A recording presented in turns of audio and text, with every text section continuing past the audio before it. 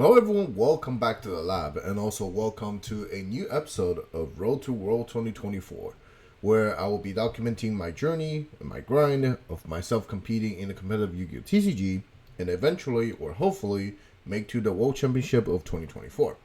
That being said, let's start today's new video. So, a few weeks ago, we got a balance and then that was during the time I was preparing for Weiss's Raleigh. I did came up after some interesting things after the banless. However, there wasn't really enough time for me to test out every single thing I wanna try for Raleigh. So there were some ideas, some rough draft of decks I kind of built and just left on the side and couldn't really figure out too much about it because we had so little time to prepare for Raleigh. However, I think these are still some cool ideas that's worth me sharing to the public. They might not be better than quote unquote standard version of different decks, but I think these are at least still interesting ideas that worth trying, worth discovering. So that being said, let's hop into some of the deck lists first. As you may have seen on the thumbnail, this episode specifically is more about Volcanic Shell as a card. It is one of the few other level 1 fire pyro monster in the entire Yu-Gi-Oh! Card pool that sort of has some synergy with Snake Eye or Bonfire kind of meta cards. And I definitely spent a few hours just sit down there post banless thinking, yeah, what can we really abuse Shell for? Volcanic Shell, an old card, reads following. Once per turn, pay 500, add a Volcanic Shell from deck to hand. And this card must be in graveyard to activate and resolve its effect. So essentially, it's like modern Thunder Dragon kind of feeling. It does nearly nothing outside just replacing itself, keep failing for hand costs, and like outside a Volcanic deck, right? In Volcanic deck, there's other use because the Volcanic archetype name in it. But in other decks, this is just feel hand costs. But on the other hand, it's a very accessible card in the entire deck, especially with the help of Diabell into original. This summons a level 1 fire, therefore just link away, that will go to graveyard. Or with the Snake Eye cards, Snake Eye Ash can just immediately search this, because this is also a level 1 fire in the range of Snake Eye Ash. And in addition to it, there's even Bonfire, such a level 4 lower pyro monster, which, yep, Shell, one of the Volcanic monster, is one of the targets. So this is some cool idea because I can easily, instead of normal summoning Snake Eye Ash, instead of doing a combo, adding Poplar like how normal combo is, I can just add Shell and use it for the cost of other cool things. So the other cool things is an engine that I've been it's probably one of my favorite engine in the past year is the Horse engine. Imseti is arguably one of the more broken card in the entire card pool. I will say if Age Overload didn't have Wanted Diabell or SP, this would be the chase card of the set. However, there are just slightly better cards or slightly more meta relevant cards, being Diabell Engine and SP, resulting Imseti isn't having as much shine as I think it should. I feel eventually this is also a card or an engine that we can abuse in a format if once the Konami address the current meta deck, the Snake Eyes other thing. And if you have watched me from, I'll say, January, you saw me you saw me winning a regional with Horus Rescue Ace, pretty much abusing Imseti in as much as I can. So this is another thing, a toy that I've been liking for a long time. And the nature of this horse engine is like it has downsides. It costs cards in hand quite significantly because Imseti has to send a card from hand to graveyard to activate its effect.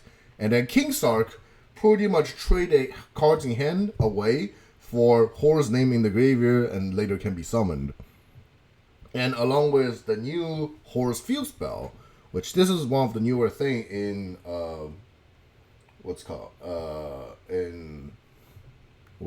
current set? The set was Poplar and Princess after Age of Overload. But this, because the meta has already kind of been tier 0 once we got Poplar, the horse field spell is kind of being ignored by a lot of people. It reads once per turn during main phase, you can add a horse monster from deck to hand and then place a card from hand to the bottom. Because of this, technically field spell is a lot more accessible. So there are like a lot more copies of Imseti or King Sark existed in the card pool or in the deck now. And the field spell also treated as a King Sark on the field. So technically this will just turn on Imseti even this like getting Ash or something. So this is like quote unquote pretty much the whole idea. Horror Snake Eye is also one of the things I've kind of been working on or have like the thoughts in my mind since the release of like I guess Poplar, since Snake Eye become one of the meta relevant. So let me show some of the I guess quote unquote the combo lines if possible. Okay, we start with one of the horse starters. Just go activate. This can describe Imseti. Let's throw it like a hand trap back. And Imseti, pitch something random. Search King Sark. You draw one. King Sark activate. Imseti summons. This is where things can get tricky. You see, usually King Sark will just pitch cards away to send horse names from the deck to graveyard. And that kind of that's very costly, right? But what we can do is have like an Ash, a Bonfire, or a Diabell, have some easy access to Volcanic Shell. Suddenly this King Sark looks as free as possible. Just sending as many different names as we can, bring them out, use the shell. And to be honest, the whole Diabell package can also be costly sometimes because Diabell does require a card to be sent, usually from field if you start with her, to start combo. However, there isn't guarantee always a good card to pitch of Diabell. So with the help of Volcanic Shell, it's very easily to just get all 4 horse name onto the field or in the graveyard. And now we can do cool things like make a Photon Lord as protection for any monster effect for the following turn. And then still be able to summon out more horse to going for the Zombie Vampire play. Zombie Vampire has some good unique traits. Because it sends cards from both sides of the deck to graveyard, that will usually give you extra information on what the opponent could be playing. And because Zombie Vampires are dark, and most likely you will be able to hit like a fire out of your Snake Eye deck, it will turn on both Charmers turn 1, which standard decks usually not able to do this. Standard combos or other thing. And, well, I guess I'll put Imseti here, but there are a lot of spellcasters existing in the deck. Imseti being a spellcaster, Diabell being a spellcaster, and some other henchman like Valor and Dro being spellcasters. You can do something like, let's see, what attributes there? Fire, okay. Could do cool things. Let me see what will be the better line here. This into the I want to keep this. Okay, so I can just go Ash and send this into things like that. Flamebird early. And then because there is a Photon Lord, I can be playing a little bit more risky and not worry about Nip as much. Just go these two into this. Flamebird will trigger. Oh yeah, Shale is also a level 1 target that can be revived by Flamebird. So there's never a chance Flamebird will not have enough thing in the graveyard to revive. So here go, let's see. Should be popping Oak, right? Yep. Oak. Pop. And then Oak, get Ash. Pop. Well, seems I have enough monsters to don't even need to use Hida, huh? Add a card. I'll special summon it.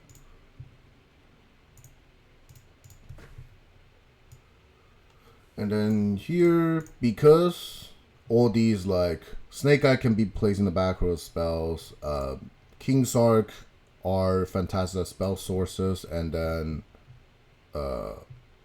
Waters. And also, Zombie Vampire Mill, both decks most likely able to hit some spells. Saling is also more available turn 1.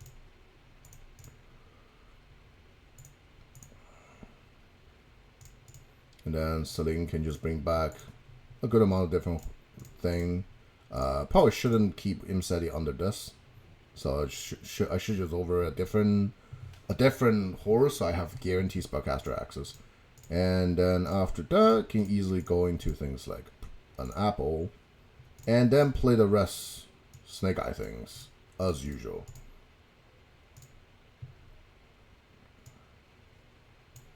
Let's see, this will probably be.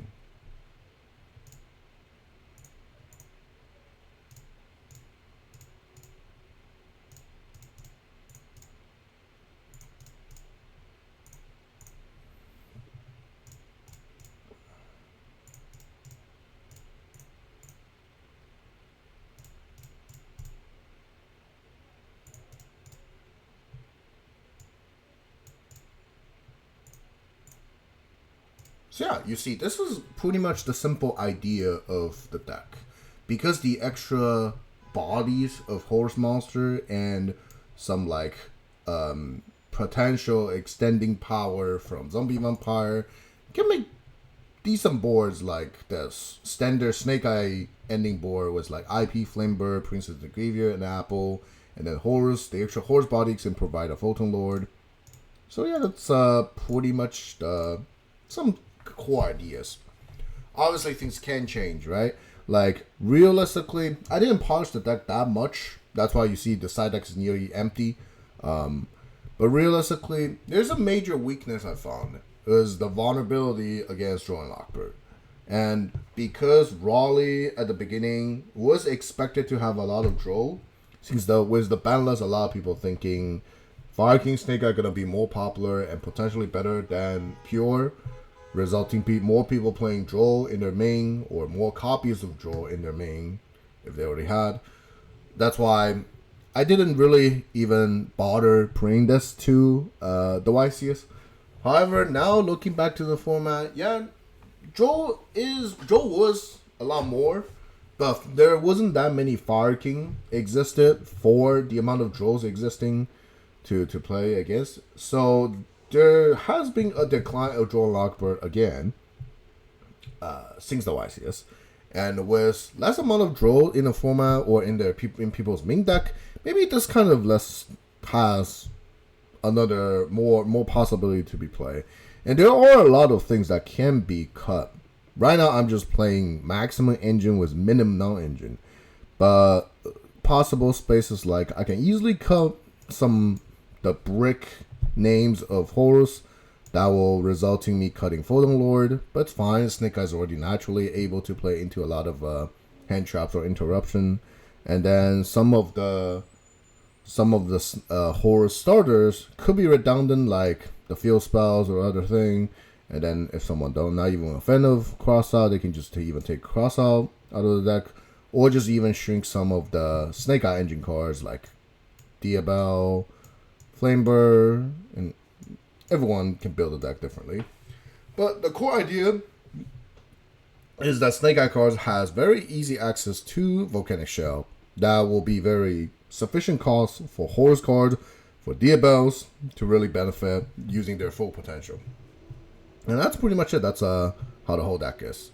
If you have watched my previous deck profile from like regarding Rice's Raleigh, you pretty much know the entire extra deck is relatively standard. This is just for the Featherstorm and also for the Tenpai matchup. That is getting more popular with the release of Legacy of Destruction. So yeah, this is the first list I want to show. If you are interested, if you're like are already playing Snake Eye and have like Shell and Horus, might give it a try. Might be something interesting, right? So the other deck I want to show is also focusing on Volcanic Shell. It's a T-element list. So what has really changed in the ban list? We got Malicious back to 3 again. What, the third time in the history? So there are definitely a lot of people message me or at least mention it in like variety different places. Yeah, how is tier now with 3 copies of Malicious?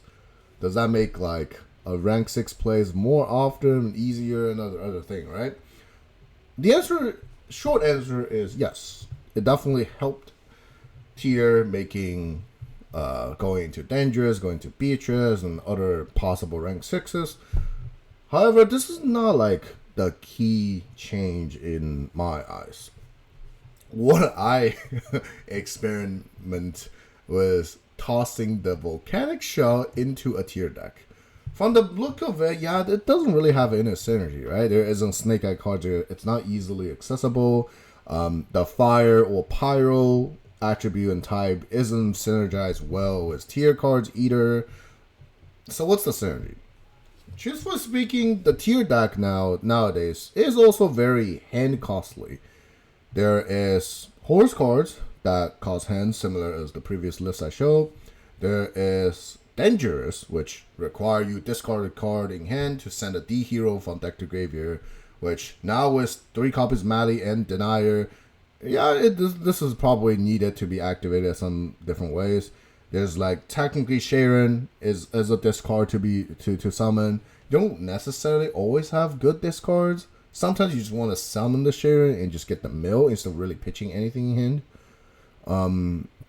There are also like potentially Danger. If Danger hit a shell, it's just free, right? So yeah, there's a lot of things that can discard in the deck. I guess it will probably be easier to still just draw some opening hand and show. You see, from the look of it, this is not like a good hand, right? But M-City pitching Malicious, definitely a possible good play to have. Let's see, drawing Volcanic Shell here will be very great, I'll go lie. So bring out M-City. And then bring out Happy. This here will be a zombie vampire. Let me see. Oh, yeah, it should be on the top. Don't want to take out a Mali from the deck. I'm okay hitting Mali now. Yep. So here, go pitch M-City. I hit a shell. Oh, I hit a Fernier. Okay, that's good. Fernier should go this zone. And Fernier can grab me a tier cash. Shell can give me another shell. And let me see, it's probably time to normal summon. Yeah. Normal. I think the first name would be Sharon. Sharon activate to fuse with the Mali in the graveyard. And then I guess I want to get all the shells. And then here, Dangerous Good cause, or free cause, Volcanic Shell. Cinematic again. Shell again. Okay, what's next? It's probably rank 6. I can do a link to. There isn't any good for things in the graveyard too. Okay, I'll just do Xyz play. So got Mali here. Summon out of Mali. And is there anything worth retrieving in the graveyard? Nope. Okay, I guess. Is there anything specifically I want to mail from the deck? Not yet. I think there are enough things in the deck that's worth just blind mailing. Okay, so here going to Pilgrim Reaper. This is a rank 6 that a lot of people probably not that familiar with. It reads, detach a material, most percent the top 5. Sounds familiar, right? And that's enough. So, hope I don't hit the third Mali here. Which, ooh, I hit a lot of good things. Okay, I hit Rhino. I hit Triple Karma. I hit a sword. Oh, what's the line here? These two will go pitch Zodiac to get Sharon back, and okay. So here, Rhino and Serpent.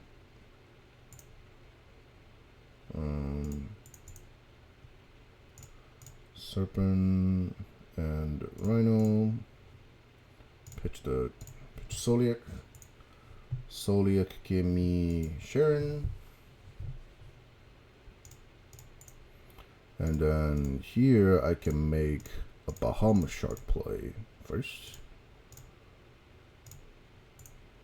That's a lot of Xyz monster on the board, by the way. And then time to unlock the zones up. Zombie, Vampire, and Shark are useless. Going to Sheep. And then these two probably going to IP as well. Yeah. Yep. And let me see. All I need to do is get a fusion here. Can I? Doesn't look like it. Oh no, I can. Yep. So get Tribute, Karma. Get Grief to guarantee the fusion. I can do other things actually. That's fine. Grief. Summon Haveness, send Haveness effect, get to Mud. Which one do I want to get back to? The probably Dangerous. Yeah. Here, I don't even need to cross you. Yeah, I definitely don't. Go Sharon here. I guess this Volcanic Shell can go. Yep. Well, unfortunately, I hit the third Mali, but that's whatever. Beast, draw me another tier cash. Okay, that's good follow up. And then here, these two going to redo it. Okay, so this is some simple gameplay of Wombo Combo tier elements.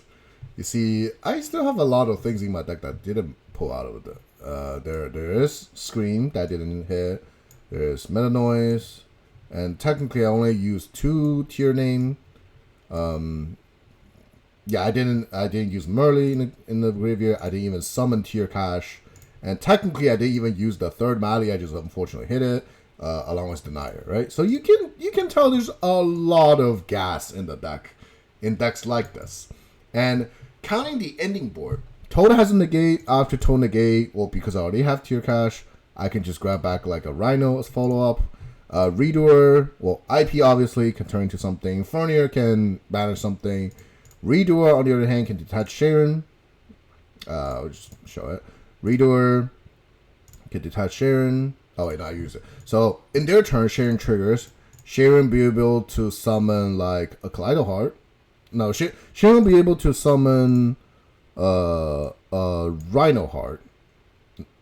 Sharon will be able to summon like a Draco Stapelia into where she point to, and she will trigger to bring out Rhino Heart.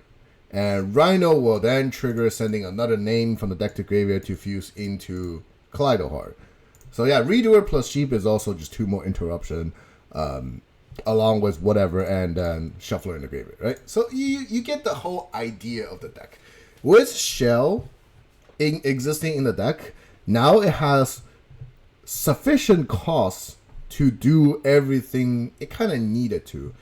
Without Shell before, I often feel like I don't have enough cards in hand. So I need to like mill into something, give me +1 to refill the hands. But now with Shell, I don't need to. And then there's a lot of other things. Obviously, Tier is a flexible deck. You can play variety different things. Basic 5 fusion are the only one needed. Link-wise, you see there are a lot of extra Link bodies that I just didn't get to use in that replay. So, like, having other Link monster, things like Appaloosa, obviously, is something that's worth considering.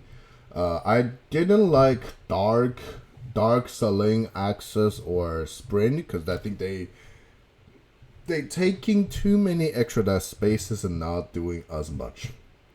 More often, I think the Sheep lines or just SP is already doing enough of either extending or removing from the field. And then the Xyz are the more important things in the deck. Like Redoer, combining Sharon, obviously. Then Shark into Toad for one of the few Omni-Negates existing in the card pool that can be relatively easily accessible to. That's something. And then 3 rank 6, that's my personal preference. Beatrice and Pilgrim Reaper, obviously. And M7 is specifically used for a situation where some of the tier lines or rank 6 lines started and then hit an M SETI. So now it can go into a rank 6 play, use M7 to retrieve the M SETI, then turn on M SETI into the horse lines. And in those kind of situations, some event power may not even be needed. You can just leave the horse monster on the board. They're still doing quite a bit in a variety of different ways. So yeah, this is another list. Some ideas that I built. I had fun with it. That's why I decided to share with the public. For real tournaments, at least for like higher level tournaments, things like YCS, probably not the best pick you can have. Other hand traps are usually fine, but Joel and Lockbird really hurts things involving volcanic shells. So we'll see. Maybe in a format in the future where Joel is just not good to be played, and maybe that will be the time to bring out decks like this.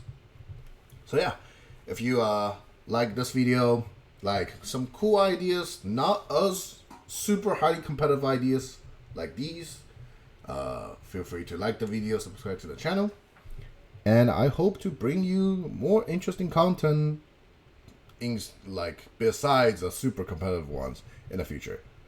That's it. I'll see you in the next one. Goodbye.